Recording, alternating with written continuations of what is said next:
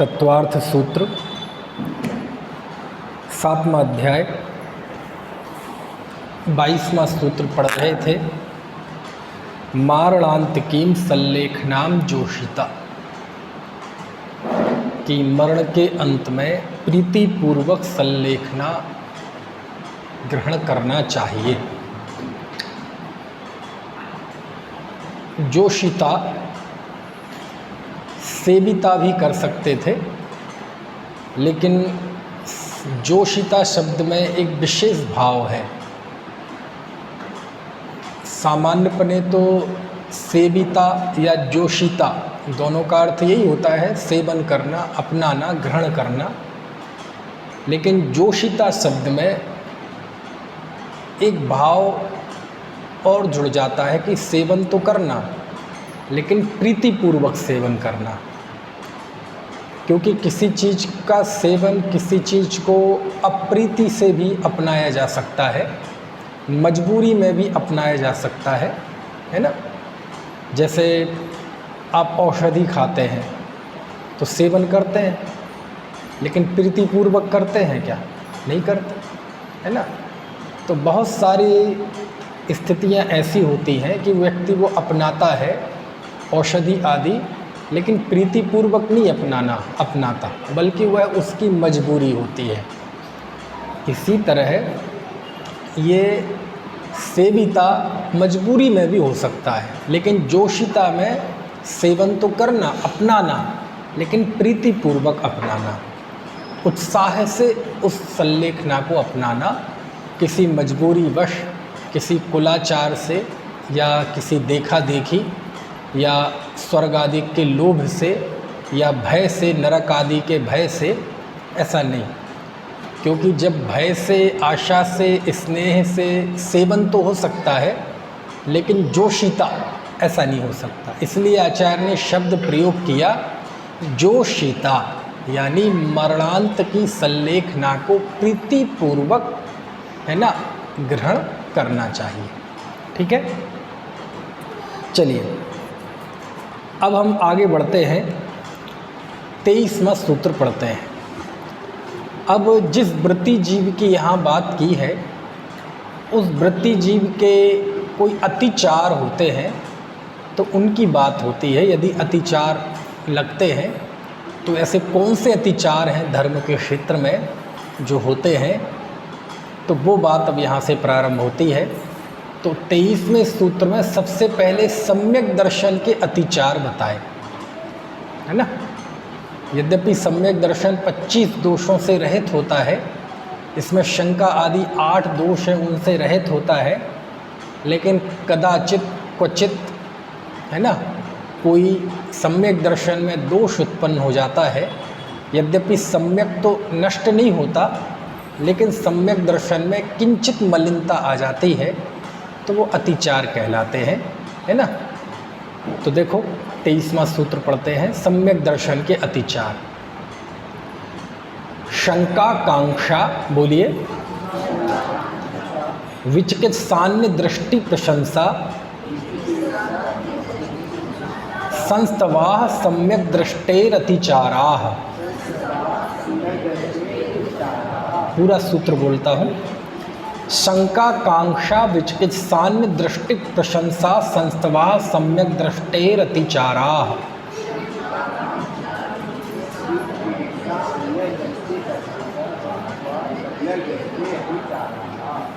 कोई बात नहीं चलो, इसमें सबसे पहले लिखा शंका, ठीक है, दूसरा लिखा कांक्षा, तीसरा लिखा विचिकित्सा, चौथा अन्य दृष्टि प्रशंसा, ठीक है, और 5वां संस्तवा, है ना, अन्य दृष्टि संस्तव। ये अन्य दृष्टि प्रशंसा के साथ भी लगाना और संस्तव के साथ भी लगाना।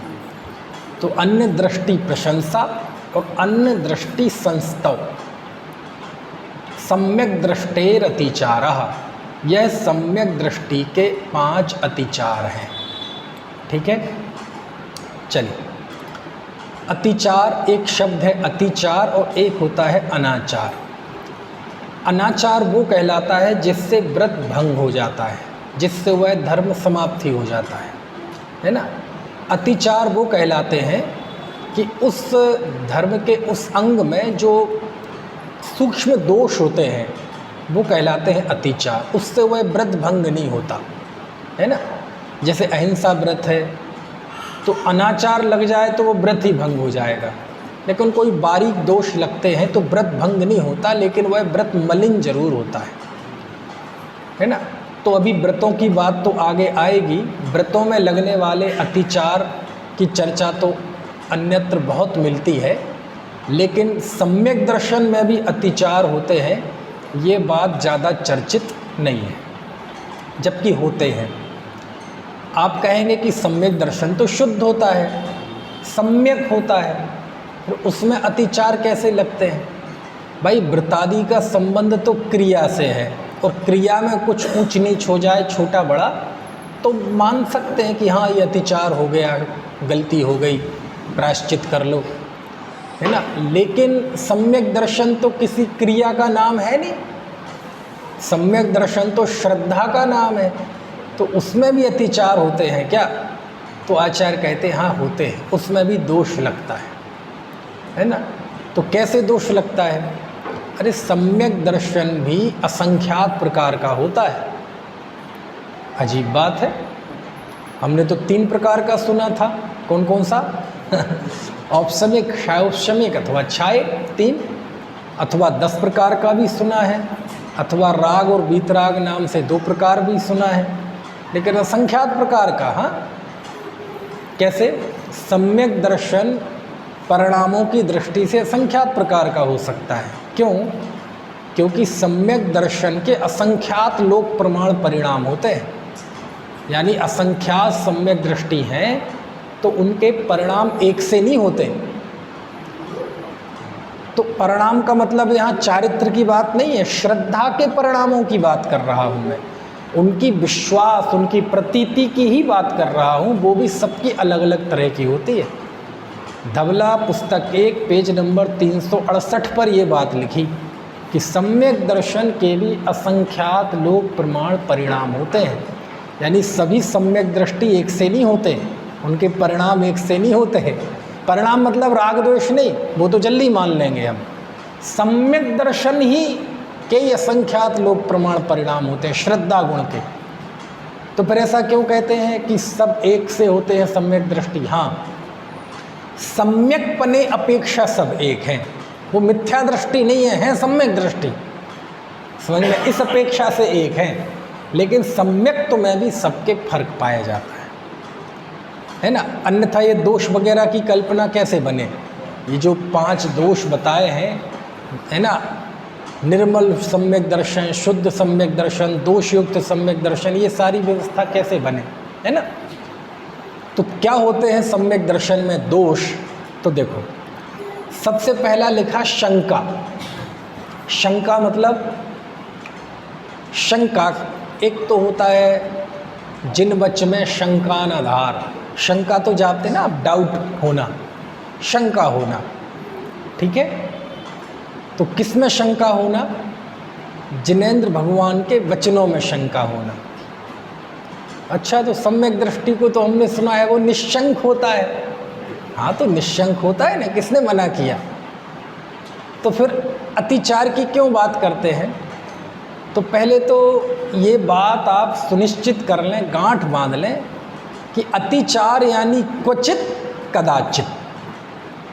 क्वचित कदाचित यानी ये अतिचार किसी को लगता है, सबको नहीं लगता, और जिसको लगता है उसको भी हमेशा नहीं होता, कदाचित, कभी। यदि हमेशा हो जाए तो फिर वो अतिचार नहीं रहेगा, फिर वो अनाचार होगा, वो चीज मिथ्या दृष्टि हो जाएगा, है ना। तो किसी जीव के होता है, सबके नहीं होता, और जिसके होता है उसके भी हमेशा नहीं होता, कदाचित होता है। तो क्वचित कदाचित, किसी के किसी समय में। अब कैसे होता है?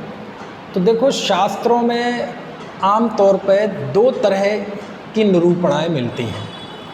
एक निरूपण तो वो होते हैं जिससे हमारे सीधे सुख दुख का संबंध है, जैसे 7 तत्व, 9 पदार्थ, भेद विज्ञान की बातें, है ना, ये सारी बातें। और शास्त्र में बहुत सारे प्रकरण ऐसे होते हैं कि उनकी हम परीक्षा नहीं कर सकते, उनको हम अनुभव नहीं कर सकते। जैसे भेद विज्ञान की बात आए तो आत्मा को हम अपने अनुभव के द्वारा प्रामाणिक कर सकते हैं, ठीक है।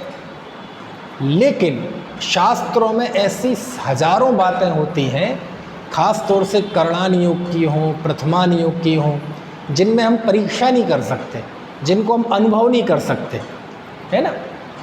कैसे? अब मान लीजिए सुमेरु पर्वत है, 3 लोक है, 16 स्वर्ग है, ग्रेवेयक है, अनुदेश है, अनुत्तर है, 7 नरक भूमियाँ हैं। ये जो पूरा जोग्राफी है हमारी, करणान योग है, उत्सर्पणी, अवसर्पणी, सुषमा, दुष्मा आदि आदि, भोग भूमि, कर्म भूमि, उत्तम भोग भूमि, मध्यम भोग भूमि, जघन्य भोग भूमि, 5 मेरु, 8वां दीप नंदीश्वर, अकृत्रिम चैत्यालय, अकृत्रिम जिन प्रतिमाएं। तो ये जो पूरा करणान योग का वर्णन है शास्त्रों में, तिलोपनिषद में, त्रिलोकसार में, जम्बूद्वीप प्रज्ञप्ति में, आदि आदि शास्त्रों में, तो इसकी ना तो हम परीक्षा कर सकते हैं, कर सकते हैं आप परीक्षा नहीं कर सकते, क्या परीक्षा करें, और ना इसका हम अनुभव कर सकते हैं। पूरे द्वादशांग में अनुभव तो केवल आत्मा का कर सकते हैं, जो शास्त्र में लिखी, और शास्त्र में ये जो लिखा कि राग आकुलता है तो इसका अनुभव कर सकते हैं कि हाँ, आत्मा को छोड़कर परिणाम मात्र में आकुलता है। तो ये जो सुख और दुख संबंधी बातें हैं, ये तो हमारे अनुभव प्रत्यक्ष है। राग में दुख है, ये प्रत्यक्ष है कि परोक्ष है? प्रत्यक्ष है ना। क्यों? यदि हम इसे भी परोक्ष मानेंगे तो रागी जीव को राग परोक्ष है, और जिन्हें वीतरागी हैं उनके राग हैं नहीं, तो फिर राग तो अनादि अनंत काल तक परोक्ष ही रहेगा। अनुभव हमेशा प्रत्यक्ष ही होता है, चाहे सुख का हो और चाहे दुख का हो। तो जिनसे हमारे सीधे सुख दुख का संबंध है उसका तो हम अनुभव कर सकते हैं, उसकी परीक्षा कर सकते हैं। लेकिन शास्त्रों में हजारों विषय ऐसे हैं। अब प्रथमान योग, भगवान ऋषभदेव के पहले भोग भूमि, 14 कुलकर, है ना, कल्प वृक्ष। अब कल्प वृक्ष की परीक्षा करो आप, कैसे होते हैं कल्प वृक्ष।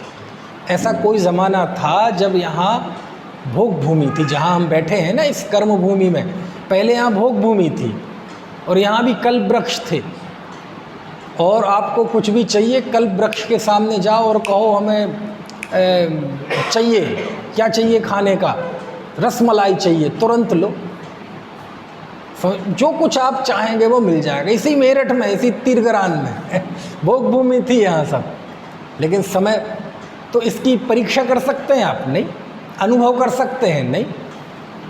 तो इसके लिए कौन प्रमाण है? शास्त्र प्रमाण है। तो अनेक बार ऐसा होता है कि सम्यक दृष्टि जीव भी आगम में जो बातें कही हुई हैं, सर्वज्ञ देव द्वारा कहे गए ऐसे हजारों विषय हैं, तो उसमें कदाचित कभी प्रश्न ऐसा खड़ा हो जाए, ये बात गजब है, समझ में ऐसी नहीं आती, ऐसा कैसे हो सकता है? 525 धनुष की काया, ऐसा कैसे हो सकता है? 96,000 रानियाँ, ऐसे कैसे हो सकता है? तो ऐसे विषयों में कोई शंका पैदा हो जाए तो वो कहलाती है यहाँ शंका नाम का दोष। उससे वह जी मिथ्या दृष्टि नहीं होता। क्यों नहीं होता? क्योंकि ये अतिचार है। अतिचार क्वचित कदाचित लगता है। ऐसी शंका कदाचित पैदा हो जाए, यार समझ में फिर बाद में अरे सर्वज्ञ की वाणी है, हमें समझ नहीं आ रहा, ये बात अलग है लेकिन है तो सत्य ना, तो फिर बाद में वह समाधान भी कर लेता है। लेकिन कुछ देर तो रहा ना, तो वो शंका है और वो दोष है। कुछ बात समझ में आ रही कि नहीं? ऐसे तो ऐसे शंका हो जाती है सम्यक दृष्टि के भी, और उससे उसकी श्रद्धा मलिन भी होती है लेकिन मिथ्या नहीं होती। क्या कहा? मलिन तो होती है लेकिन मिथ्या नहीं होती। समझ में आए ना? कई चीज़ें ऐसी होती हैं, है ना, कि अब जैसे ये कुर्ता है, मान लीजिए बिल्कुल बाज़ार से जब बिल्कुल नया कैसा ऐसा आया था, आ गया है ना, तो लेकिन इसमें कोई एक आध ऐसा धागा निकल रहा हो, आपको पता नहीं चलेगा वो कहाँ निकल रहा है, वो हमें ही पता होगा तो उससे वो कुर्ता कुर्ता नहीं रहेगा, नहीं रहेगा तो कुर्ता, समझ में आया ना। हाँ, लेकिन उसमें जो कमी है वो तो है, उसे ठीक, जरा सा इसमें कुछ गिर जाए दाग तो कुर्ता मलिन हुआ कि नहीं, हाँ उतना मलिन तो हुआ, तो क्या करें, इसे आग में डाल दो, नहीं आग में नहीं डालेंगे, धुल जाएगा, ठीक हो जाएगा। तो अतिचार जो होता है वो ऐसा समझ लो आप, जैसे पानी की रेखा होती है, पानी में रेखा बनाएं तो कितनी देर में ठीक हो जाती है, चलो पानी में ना हो, धूल में हो, रेखा बनाएं तो कितनी कमज़ोर होती है, ठीक हो जाती है। तो अतिचार का ऐसा ही स्वरूप होता है कि वो क्वचित कदाचित वह लगता है और फिर वो अपने तत्व ज्ञान के अभ्यास से उसको दूर कर लेता है। यदि दूर ना करे तो फिर वो जीव लंबा चलेगा तो मिथ्या दृष्टि हो जाएगा, है ना। इसलिए दोष जब भी पकड़ में आए उसे छुपाने की जगह मिटा लेना चाहिए। छुपाओगे तो वो दोष नहीं मिटेगा और पुष्ट होगा, और मिटा लेंगे तो निर्दोष हो जाएंगे। इसलिए दोष छुपाने की जगह मिटाने का अभ्यास रखना चाहिए। एक तो शंका का ये अर्थ है, और एक शंका का अर्थ होता है भय, भय, डर, ठीक है। और 7 प्रकार के भय होते हैं जिनसे रहित सम्यक दृष्टि होता है। इहलोक भय, परलोक भय, मरण भय, अनरक्षा भय, वेदना भय, अकस्मात भय और अगुप्ति भय। ये 7 भय होते हैं। इस लोक संबंधी भय, परलोक, अगले जन्म में मैं कहाँ जाऊँगा, ये डर सताता है। रोग का डर सताता है, मेरा कोई रहस्य ना खुल जाए, ये डर सताता है ना। कोई मुझे शरीर की पीड़ा ना हो जाए, ये डर सताता है। कुछ अचानक ना हो जाए, ये डर सताता है। तो ये जितने जितने प्रकार के दुनिया में भय होते हैं, उन भय को आचार्य ने 7 भागों में बांटा है, और उस भय को ही कहते हैं शंका, है ना। कुंद देव ने लिखा, सम्मा इट्ठी जीवा ऋशंका होन्ति भया तेड़ सत्य भय विप्प मुक्का जम्मा तम्मादुड़ शंका। ये है समय सार की 228वीं गाथा, जिसमें वो कहते हैं सम्यक दृष्टि निशंक होता है, मतलब उसको कोई शंका नहीं होती। क्यों नहीं होती? क्योंकि वो भयों से रहित होता है। सत्य भय विप्प मुक्का सम्मादिट्ठी जीवा ऋशंका होन्ति भया तेड़। वह निशंक होता है क्योंकि वह निर्भय होता है। और फिर लिखा सत्य भय विप्प मुक्का, वह जीव सत्य भयों से रहित होता है, ठीक है। तो 7 भयों से रहित होना ये भी निशंकता है। तो फिर दोष क्या कहलाएगा? भय हो जाना। कब? क्वचित कदाचित, किसी जीव को किसी काल में कदाचित कोई बारी भय पैदा हो जाए, पता नहीं जी अगले जन्म में क्या होगा, है ना। मरण का भय पैदा हो जाए ऐसा कभी थोड़े से मन में, तो वो दोष कहलाता है ना। तो क्या करेगा वो जीव? फिर तत्व ज्ञान का चिंतन करके निर्भय हो जाएगा। अरे यार क्या हो गया जरा सी, काहे का डर, ऐसे निर्भय हो जाता है। लेकिन वो क्वचित कदाचित जो हुआ वो दोष है, उससे सम्यक तो मलिन होता है। फिर दूसरा लिखा कांक्षा। एक कांक्षा क्या होती है? धर्म जो साधन है, धर्म साधन, इन धर्म के साधनों से धर्म कर रहा है ना वह जीव, धर्मात्मा है। तो इस लोक अथवा परलोक संबंधी कुछ इच्छा पैदा हो जाए, है ना। मैं धर्म कर रहा हूँ तो इससे मेरे साता का उदय आ जाए, अथवा अगला जन्म सुधर जाए, ऐसा क्वचित कदाचित ऐसा भाव आ जाए। क्वचित कदाचित, हमेशा नहीं, हर जीव को नहीं, कदाचित आ जाए तो उससे सम्यक तो मलिन होता है। और यदि उस मलिनता को दूर ना करें उस मलिनता को दूर ना करें तो फिर क्या हो जाता है? फिर वो नष्ट हो जाता है सम्यक, फिर वह जी मिथ्या दृष्टि हो जाता है। इसलिए अतिचार के ये स्वरूप में शामिल है कि जो अतिचार होता है उससे वह धर्म नष्ट तो नहीं होता, मलिन होता है, लेकिन यदि जल्दी उसे धो ना लिया जाए तो फिर वो पूरे शरीर में फैल जाता है जहर। समझा? ऐसी क्वचित कदाचित ऐसे भाव पैदा हो जाएं, भय का भाव और कांक्षा का भाव, इच्छा कोई पैदा हो जाए तो उसे वह ज्ञानी जीव तुरंत निवारण उसका कर लेता है, क्योंकि यदि वो जहर फैल गया शरीर में तो फिर वो जीवन खराब कर देगा। ऐसी वो दोष यदि ज़्यादा देर ज़्यादा दिन टिक गया तो फिर वो मिथ्यात्व में आ जाएगा। फिर तीसरा लिखा विचिकित्सा। विचिकित्सा क्या होता है? तो विचिकित्सा, एक तो विचिकित्सा ये होता है कि कोई मलिनता देखे, जो पूज्य पुरुष हैं, मुनि हैं, अर्जिका है ना, यति हैं, अनिगार हैं, ऋषि हैं, तो ऐसे जो मुनि हैं, अब चूँकि गृहस्थ वगैरह तो साफ सुथरा होता है, मलिनता का प्रसंग किन में बनता है? मुनि में ही बन पाता है। क्यों? क्योंकि वो उनके स्नान व्रत होता है, जीवन भर स्नान नहीं करने का उनका व्रत है, ठीक है, ब्रश नहीं करने का उनका व्रत है।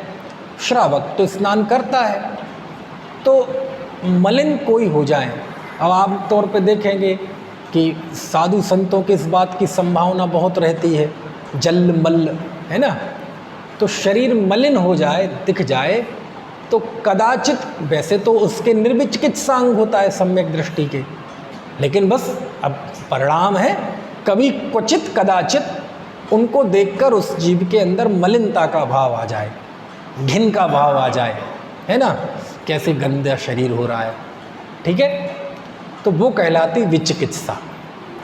लेकिन कब? क्वचित कदाचित, किसी को किसी काल में, है ना, और फिर थोड़ी देर बाद चेतना आ जाए, अरे नहीं नहीं क्या हो गया, ये तो शरीर की अवस्था है, आत्मा तो निर्मल है, उनका रत्नत्रय तो निर्मल है ना, तो फिर वो दोष को धो लेता है, ठीक है। विचिकित्सा का एक और अर्थ होता है, दो अर्थ हैं, जैसे शंका के दो अर्थ हैं, ऐसे विचिकित्सा के भी दो अर्थ हैं। एक अर्थ ये है कि मान लीजिए कोई शास्त्र में बात आ रही है, वो आगम से पुष्ट है और तर्क से भी पुष्ट हो रही है, युक्ति से भी पुष्ट हो रही है, लेकिन इस जीव के दिमाग में वो बैठ नहीं रही, इसने कुछ, इसकी थ्योरी कुछ और कह रही है, समझ में आए ना, तो उसकी थ्योरी जीव की और आगम की थ्योरी मिल नहीं रही, दोनों में उत्तर माला मैच नहीं कर रही। तो कोई कह रहा है भाई साहब ये आगम में लिखा है, ये युक्ति से भी सिद्ध हो रहा है, नहीं मुझे फिर भी बात जम नहीं रही, इसे भी विचिकित्सा कहते हैं, ये भी दोष है। इसलिए शास्त्र में लिखा है कि यदि जिनागम में कही गई 99.9999% बातों का विश्वास हो तो वह सम्यक दृष्टि है। बोले नहीं, वो मिथ्या दृष्टि है। क्यों? उसे 100% का क्यों नहीं है? समझ में आया ना? तो कहते शास्त्र में जो भी लिखा है हर एक बात की श्रद्धा वह करता है। आपको पता, शास्त्र में गलत भी लिखा हो ना तो गलत की भी श्रद्धा करता है सम्यक दृष्टि, तब भी वह सम्यक दृष्टि रहता है, मिथ्या दृष्टि नहीं रह होता। कैसी बात करते हो, शास्त्र में गलत लिखा हो सकता है? हाँ, लिखा हो सकता है।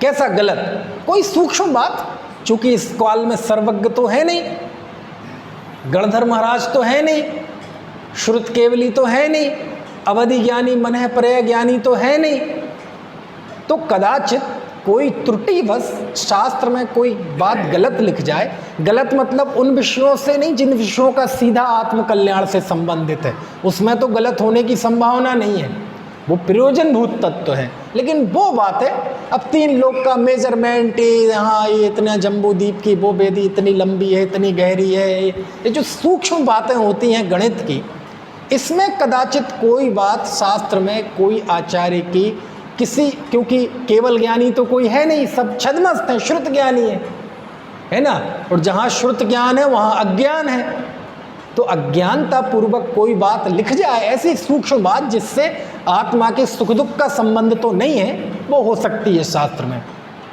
और वो जैसी लिखी है उसने वैसी पढ़ ली और वैसी श्रद्धा कर ली। शास्त्र में ऐसे सैकड़ों विषय ऐसे हैं, सैकड़ों बिंदु ऐसे हैं जो शास्त्र में जिनमें दो दो तीन तीन तरह की बातें मिलती हैं। और ऐसी बातें जब आचार्यों के टीकाकारों के सामने आती हैं, जैसे एक का उदाहरण दूँ मैं, आचार्य वीरसेन स्वामी हैं जिन्होंने धवला ग्रंथ की रचना की, षटखंडागम की टीका धवला, जय धवला की भी रचना की, लेकिन कुछ अंश उन्होंने लिखा था, उसके बाद उनका स्वर्गवास हो गया, तो फिर उनके शिष्य जिनसेन स्वामी ने उसे पूरा किया। षटखंडागम की टीका धवला है और कसाय पाहुड़ की टीका जय धवला है। तो धवला में कई ऐसे बिंदु आते हैं कि जहाँ दो मत मिलते हैं, यति वृषभ आचार्य का और मत है और भूतवली पुष्पदंत आचार्य का और मत है। होते हैं, कोई सूक्ष्म बात है। कुंद देव के नियम सार को पढ़ो, उसमें मिल जाएगा कि कोई ऐसा भी मानते हैं कि आत्मा में ज्ञान पर प्रकाशक है और दर्शन स्वप्रकाशक है, और कुंद देव मानते हैं कि आत्मा का ज्ञान और दर्शन दोनों सेपरेट स्वपर प्रकाशक हैं, अलग अलग। ऐसी कई बातें हैं, ऐसी सूक्ष्म बातें, वो केवल ज्ञान गम्य है, उनका सही निर्णय केवल ज्ञान ही कर सकते हैं, वो चूंकि अभी है नहीं। तो क्या करें?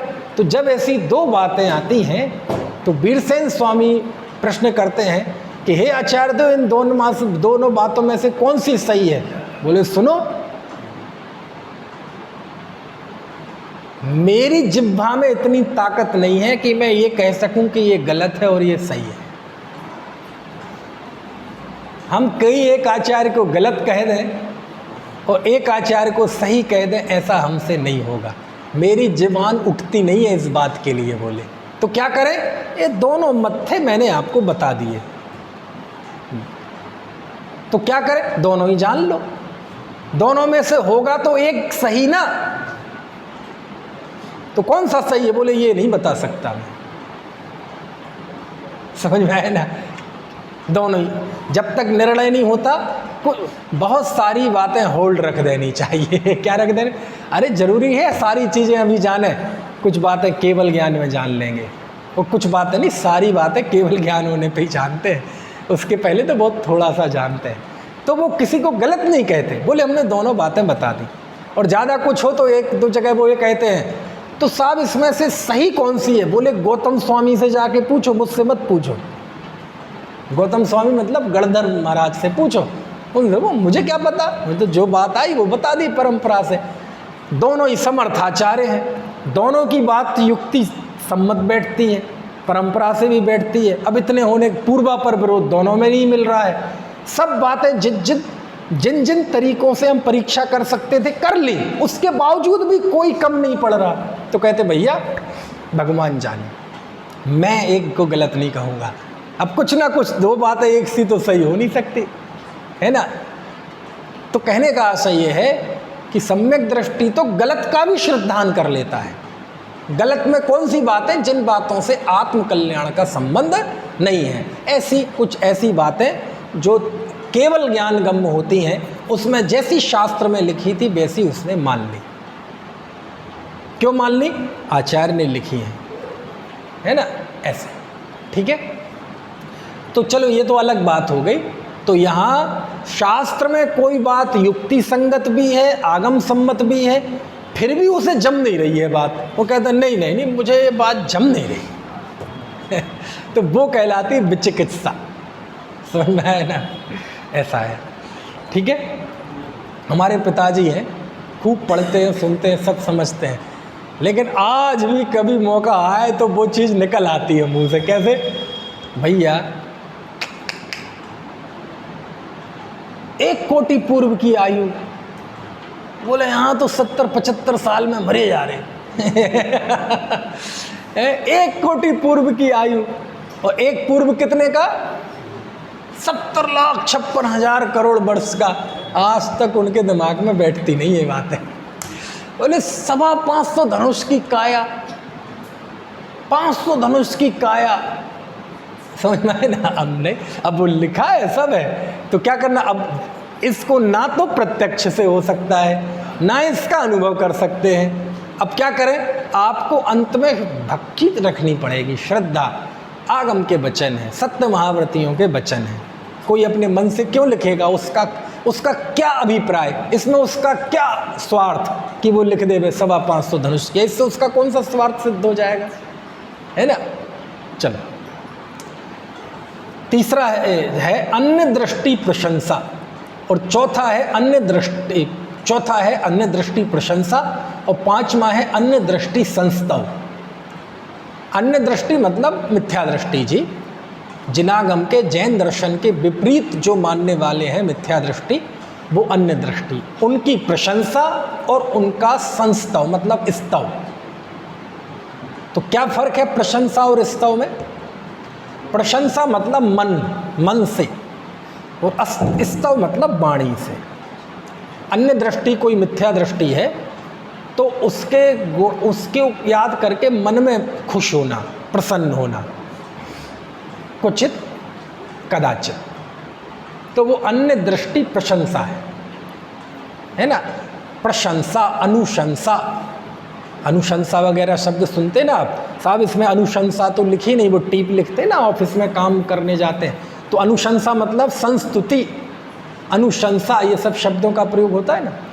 तो प्रशंसा मतलब मन में अन्य दृष्टि को याद करके देखकर खुश होना, और स्तवन में वो उसकी प्रशंसा मुंह से करना, बोलना वाणी में, बहुत बढ़िया है जी, बहुत बढ़िया है जी, बहुत बढ़िया भक्ति करता है जी, समझ में है ना, बहुत बढ़िया गीत गाता है जी, बहुत बढ़िया। तो कोई भी मिथ्या दृष्टि जीव हो, उस मिथ्या दृष्टि जीव जो गृहीत मिथ्या दृष्टि हो, है ना, ऐसे जीव की मन में खुश होना वो अन्य दृष्टि प्रशंसा, और वचन में उसकी तारीफ करना वो अन्य दृष्टि संस्तव। तो ये किसी सम्यक दृष्टि के क्वचित कदाचित हो जाए तो वो भी दोष कहलाता है।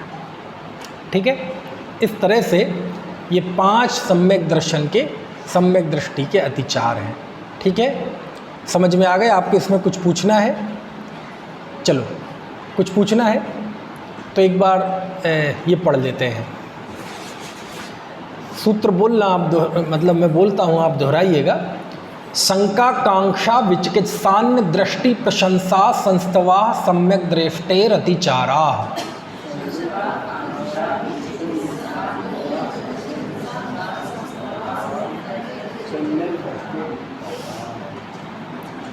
ठीक है, चलिए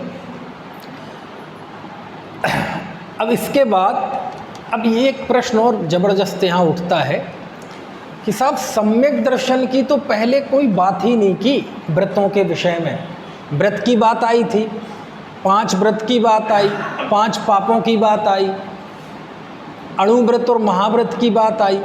आप उनके अतिचारों की बात करते तो बात थोड़ी जमती, लेकिन सम्यक दर्शन की तो इस प्रसंग में बात ही नहीं आई, उसके अतिचार की क्यों बात करते हैं? तो कहते भैया कोई भी धर्माचरण सम्यक दर्शन से रहित होता ही नहीं है। अणुव्रत हो अथवा महाव्रत हो, दोनों में एक चीज कॉमन है, कौन सी? सम्यक दर्शन। सम्यक दर्शन के बिना अणुव्रत भी नहीं होता, सम्यक दर्शन के बिना महाव्रत भी नहीं होता।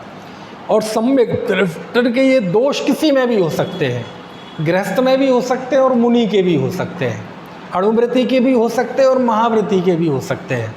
इसलिए यहाँ सम्यक दर्शन के दोषों की भी बात आचार्य ने कर दी कि बाकी के व्रतों में दोष तो फिर ग्रस्त और मुनि के हिसाब से फिर अलग अलग उनका हिसाब बनता है, लेकिन यहाँ सम्यक दर्शन के दोष तो ये दोनों के हो सकते हैं, क्वचित कदाचित। चलिए अब अगला सूत्र पढ़ते हैं, 24वां सूत्र।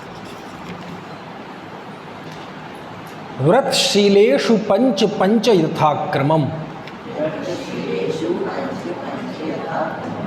व्रतशीलेषु पंच पंच यथाक्रमम्।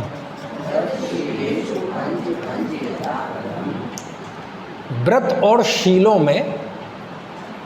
शीलों में मतलब अहिंसा आदि 5 व्रत और फिर दिग्व्रत आदि 7 शील व्रत। तो इन व्रतों में पंच पंच यथाक्रमम्, 5 यथाक्रम से होते हैं। क्या? अतिचार। अतिचार पिछले सूत्र से उठा लेना, क्योंकि अतिचार का प्रकरण अब प्रारंभ हो चुका है, तो सूत्र में बार बार तो वो कहेंगे नहीं अतिचार। ठीक है, देखो ये शैली हमारे बातचीत में भी होती है। हाँ भाई कहाँ जा रहे हो? मंदिर। फिर बस फिर घर कितने बजे? 3 साढ़े 3 बजे। तो ऐसा देखो पूरा वाक्य तो ऐसा होता है, महाशय आप कहाँ जा रहे हैं? उत्तर मैं मंदिर जा रहा हूँ। अच्छा प्रश्न, मंदिर से निकलने के बाद आप कहाँ जाएंगे? उत्तर मैं मंदिर से निकलने के बाद घर जाऊँगा। बच्चों के जो पहली दूसरी क्लास में ऐसे प्रश्नोत्तर होते कि नहीं, लेकिन बातचीत ऐसे नहीं होती है। हाँ भाई कहाँ जा रहे? कहाँ को? अजी मंदिर। उसके बाद बाजी घर। तो ऐसे अब उससे वो आगे पीछे की बातें उसमें अंडरस्टूड होती हैं। सूत्र शैली भी ऐसे ही होती है ना। शंका आदि ये 5 अतिचार हैं। तो अगला सूत्र, व्रत और शीलों में भी यथाक्रम से ये 5 हैं। क्या? तो पिछले सूत्र से उठा लो, अतिचार। ठीक है। अब एक एक व्रत के अतिचार कैसे है तो आचार्य फिर बताते हैं। तो चलिए 25वां सूत्र पढ़ते हैं। बंद वदच्छेदाति भारारोपणान्न पान निरोधा। चलो थोड़ा तोड़ लेते हैं सूत्र को उच्चारण की सुविधा की दृष्टि से।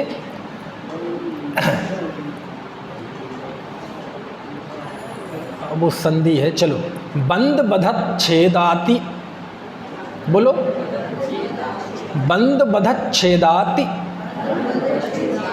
भारारोपणान्न पान निरोधा।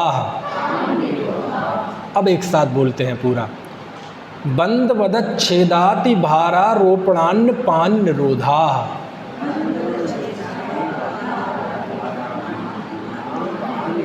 चलो अभी सबसे पहले अहिंसाणु व्रत के 5 अतिचार कैसे? तो पहला बंध, दूसरा वध। 2 शब्द दिख रहे हैं ना आपको, बंध दूसरा वध, तीसरा छेद। ठीक है। चौथा अति भारारोपण, अति भारारोपण। और 5वां है अन्नपान निरोधा। ठीक है। और अंत में बहुवचन ले लिया, मतलब ये 5। तो किसके? तो यथाक्रमम लिखा था ना। यथाक्रमम मतलब जिस क्रम से हमने व्रतों का पीछे वर्णन किया उस क्रम से। तो उस क्रम में पहला कौन सा है? अहिंसा। तो अब ये अंडरस्टूड हो गया कि अहिंसा के ये 5 हैं, ये 5 अतिचार हैं। बंध, वध, छेद, अतिभारारोपण और अन्नपान निरोध। अब देखो इनका स्वरूप जानते हैं। सबसे पहला लिखा बंध। बंध मतलब किसी को बांध देना। बांध देना यानी किसी भी जीव को आने जाने से रोकना। आमतौर पे पशुओं के विषय में हम गाय भैंसों को बांध रहते हैं ना। कोई गाय पालता है, भैंस पालता है तो उनको बांध देते हैं, है ना। तो वो कहलाता है बंध, है ना। वो कहलाता बंध मतलब बांध देना, किसी को आने जाने से रोक देना। और ज़रूरी नहीं है कि वो पशुओं में ही हो, मनुष्यों में भी हो सकता है। मनुष्यों में है बच्चे आओ आना जाएं तो घर बाहर ताला लगा देना, कमरे का भर देना, कैसे भी तरीके से उसे रोके रखना, है ना। तो ये कहलाता है बंध। तो ये अतिचार क्यों है? अतिचार इसलिए है क्योंकि उसे आप कष्ट दे रहे हैं ना, उसकी स्वतंत्रता पर रोक लगा रहे हैं। उसका मन है जाने का, पशुओं का भी मन होता है घूमने का, लेकिन आप नहीं जाने दे रहे, है ना। हम बहुत बचपन में एक कहानी पढ़ते थे, हमारे कोर्स में थी 5वीं, उसका नाम था अब्बू खां की बकरी। ऐसा नाम था उसका, अब्बू खां की बकरी। तो वो अपनी बकरी को इतना प्यार करता था, अब छोड़ दें तो भाग जाएगी, कहीं कोई उठा ले जाए, माहौल ख़राब है। तो वो उसने खेत में उसकी इतनी लंबी रस्सी कर दी थी गले में, पतली रस्सी कि वो पूरे खेत में घूमती रहती थी, वो भागती थी। है ना। चलो तो दोस्तों वो भी है। दूसरा है वध। वध मतलब अब ये जो पशु पालते हैं, अथवा पहले तो कोई भी हो, सम्यक दृष्टि हो, मिथ्या दृष्टि हो, कोई भी हो, सबकी सवारी ऐसी होती थी, बैलगाड़ी, ऊंट गाड़ी, घोड़ा गाड़ी, झोटा नहीं, बुग्गी में तो आज भी चलता ही है सब, तांगा, तो मोटर गाड़ी तो कोई भी हो, सब इन्हीं वाहनों से चलते थे। तो उनको बांधेंगे कि नहीं, तो बांधते हैं तो दोष लगता है, और फिर यदि उन्हें मारते हैं, पीटते हैं तो भी दोष लगता है ना। चलो, फिर है छेद। छेद मतलब छेदन कर देना, कान छेदते हैं ना, कान, कोई के कान छेद देते हैं, किसी की नाक छेद देते हैं, और बैल वगैरह होते हैं तो उनकी नाक में वो डालते हैं पूरा, है ना, ये सब वो आता है, छेदन भेद होता है ना, तो वो सब छेद कहलाता है। तो उससे अहिंसाणु व्रत को दोष लगता है ना। और वो क्या कहलाता है जिससे अपन मारते हैं, नहीं, यहाँ और कुछ बोलते हैं, सोट्टा, सोट्टा बोलते हैं, हंटर तो है, यहाँ सोट्टा भी बोलते, खतौली में बोलते होंगे। चलो, एक और होता है मालूम, सोट्टा तो वो मारते ही हैं ज़ोर ज़ोर से, एक पता नहीं यहाँ क्या बोलते हैं, हमारे यहाँ अरई बोलते, अरई, जैसे लकड़ी है, लकड़ी के आगे वो चाबुक वो बनाए रहते हैं, उस लकड़ी के आगे एक कील लगाए रहते हैं, कील।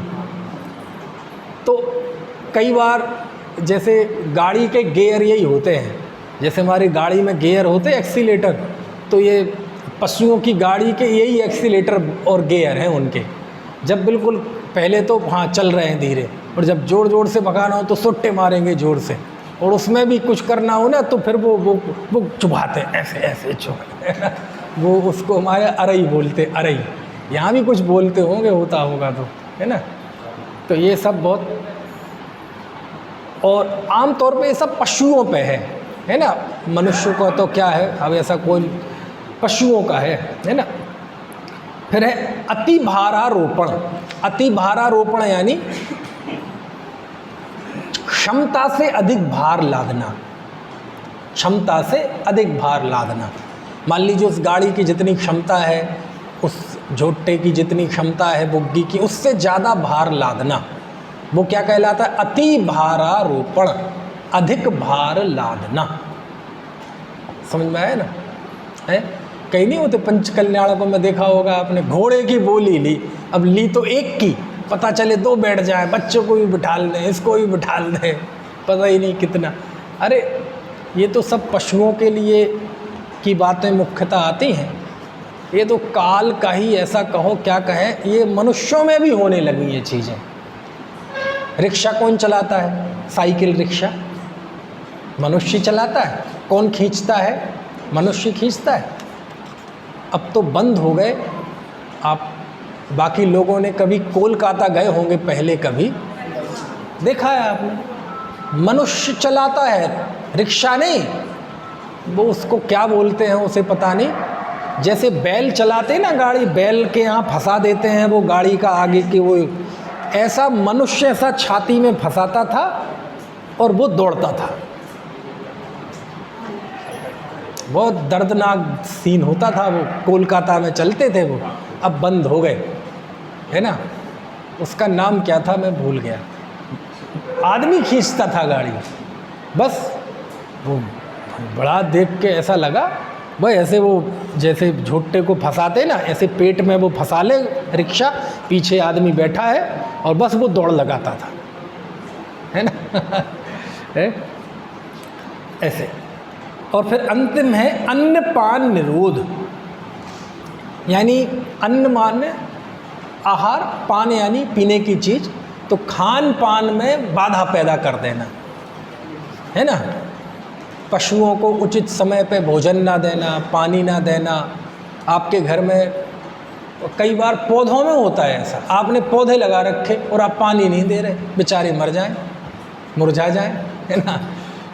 तो जो भी आप जिनको भी पालते हैं पशुओं को, तो आपकी जिम्मेदारी होती, क्योंकि पशु दो तरह के होते हैं। एक तो वो पशु होते हैं जिनको पालना ज़रूरी नहीं है, वो अपने आप पलते हैं, कुत्ते वगैरह उसी नस्ल में आते हैं, है ना। और एक होते हैं वो उन्हें पालना पड़ता है, जैसे गाय भैंस है, ये इन्हें पालना पड़ेगा मनुष्यों के, अपने आप नहीं पलते, है ना। इनका आपस में मनुष्यों के साथ बड़ा अलग तरह का रिश्ता होता है। तो आपने वो पाल लिए तो उसकी जिम्मेदारी है उसको समय पे खिलाना, समय पे पिलाना, उसको बीमारी हो जाए तो उसको दिखाना, उसको उचित आहार देना, औषधि देना, और इसमें बाधा पैदा कर देना, तो वो दोष लगता है। ऋषभदेव ने, उनने चाहा नहीं था लेकिन असावधानी पूर्वक हो गया था। हालांकि वो अपने दिगंबरों में तो कहानी नहीं सुनी, लेकिन वो चर्चा में रहती है, पढ़ने में नहीं आई कि वो उन्होंने कहा कि जब वो 80 मिश्री कृषि विद्या कला वाणिज्य सिखा रहे थे ना ऋषभदेव, तो जब वो कृषि करना सिखा रहे थे तो बोले कृषि तो फसल तो तैयार हो गई, उसे फसल को रख भी लिया खलिहान में, अब उसमें से दाने निकालने हैं, तो बैलों से जुताई कराई। तब बैल वो फसल खाने लगे, तो सब महाराज के पास पहुँचे, हे महाराज ये बैल तो खा जाते हैं फसल, क्या करें? तो बोले इसके मुंह में मूसिका बांध दो। मूसिका तो समझ गए, मास्क।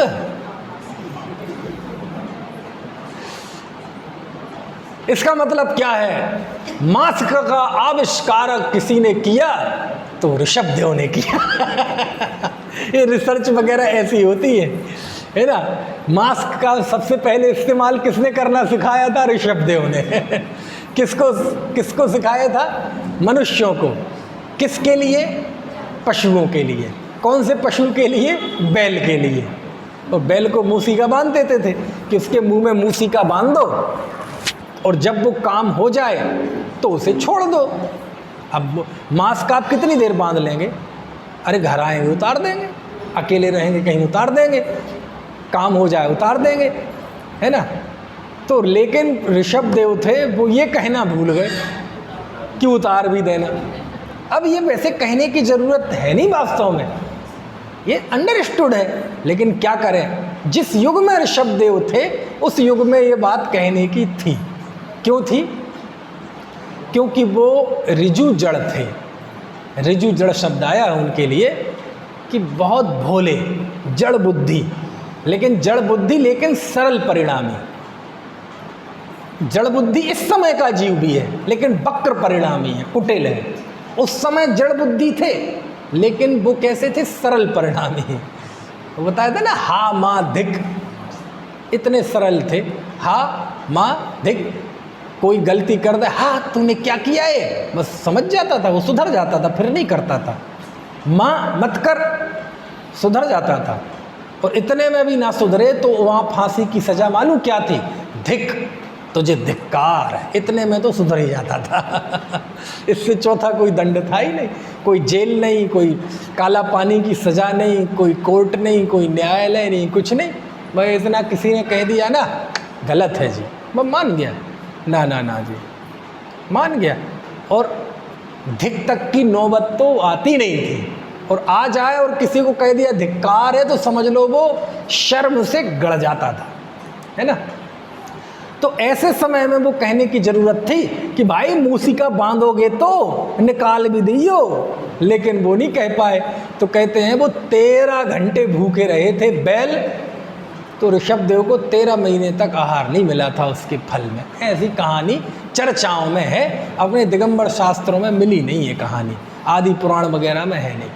लेकिन जो भी है, आखिर थोड़ा यहाँ वहाँ विधान अलग कर दिया जाए तो आखिरकार उसमें ये संदेश तो है ही कि व्यक्ति को अपनी पद और जिम्मेदारी के अनुसार अपने सावधान रहना चाहिए, प्रमत्त नहीं होना चाहिए, है ना, जागरूक रहना चाहिए। ठीक है। तो भूख प्यास, है ना, के लिए जो भोजन पानी होता है उसमें बाधा उत्पन्न करना, उसके रोकना, उसे ही कहते हैं अन्न पान निरोध। तो ये अहिंसाणु व्रत के 5 अतिचार हैं। ठीक है। बंध, वध, छेद, अतिभारारोपण, ठीक है, और अन्न पान निरोध। चलिए तो एक बार सूत्र पढ़ लेते हैं, फिर बाकी चर्चा कल करेंगे। बंध बदत छेदाति भारारोपणान्न पान निरोधा।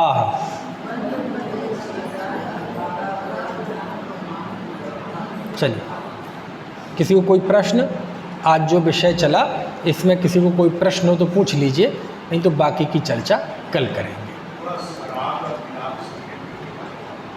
सराग और वीतराग सम्यक दर्शन। सराग सम्यक दर्शन राग सहित सम्यक दर्शन, और वीतराग सम्यक दर्शन में वीतरागता सहित सम्यक दर्शन। तो राग की सत्ता पाई जाती है 10वें गुण स्थान तक, तो 10वें गुण स्थान तक के सम्यक दर्शन को कहते हैं सराग सम्यक दर्शन। और जब वीतराग हो गए तो वीतरागता के साथ होने वाला सम्यक दर्शन वीतराग सम्यक दर्शन। एक दूसरी व्याख्या आचार्य अकलंक देव ने की है राजवार्तिक ग्रंथ में। 3 प्रकार का सम्यक दर्शन है, औपशमिक, क्षायोपशमिक और क्षायक। ठीक है, तो क्षायक सम्यक दर्शन को तो कहा उन्होंने वीतराग सम्यक दर्शन, निश्चय सम्यक दर्शन, और बाकी को 2 कहा सराग सम्यक दर्शन। 2 बात है। अब तीसरी बात, ये तो हो गया एक गुण का कथन दूसरे गुण की तरफ से कि सम्यक दर्शन एक अलग गुण है और राग वीतराग ये चारित्र गुण के अलग है ना। अब थोड़ा हम अध्यात्म में आए, तो अध्यात्म अथवा न्याय तो ये कहता है कि नए जो होते हैं ना, निश्चय और व्यवहार है ना, सराग सम्यक दर्शन को व्यवहार सम्यक दर्शन भी कहा, वीतराग सम्यक दर्शन को निश्चय सम्यक दर्शन भी कहा।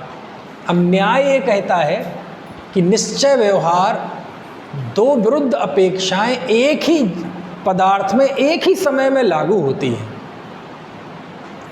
क्या मतलब? वस्तु नित्य है कि अनित्य है, तो हम ये नहीं कहेंगे कि ये वस्तु नित्य है और ये वस्तु अनित्य है, ऐसा अनेकांत नहीं होता। एक ही वस्तु में दोनों बातें घटित होगी, ये नित्य भी है और अनित्य भी है। तो चलो एक ही वस्तु में लागू, लेकिन टाइम अलग अलग कर लो, ये एक दिन नित्य है एक दिन अनित्य है। बोले नहीं, नयवाद ऐसा नहीं होता, ये वस्तु उसी समय नित्य है और उसी समय अनित्य है, ये नय है, ये अनेकांतवाद है। तो कहते सम्यक दर्शन, तो सम्यक दर्शन में वीतराग और राग में, बोले एक राग सम्यक रागी सम्यक दृष्टि और एक वीतराग सम्यक दृष्टि हो गए, तो ये तो 2 जीवों में हो गई ना अलग अलग। और एक जीव में भी घटित करोगे तो अलग अलग घटित होगा कि जब वो रागी था तो सराग सम्यक दर्शन, जब वीतरागी हो जाएगा तो वीतराग सम्यक दर्शन।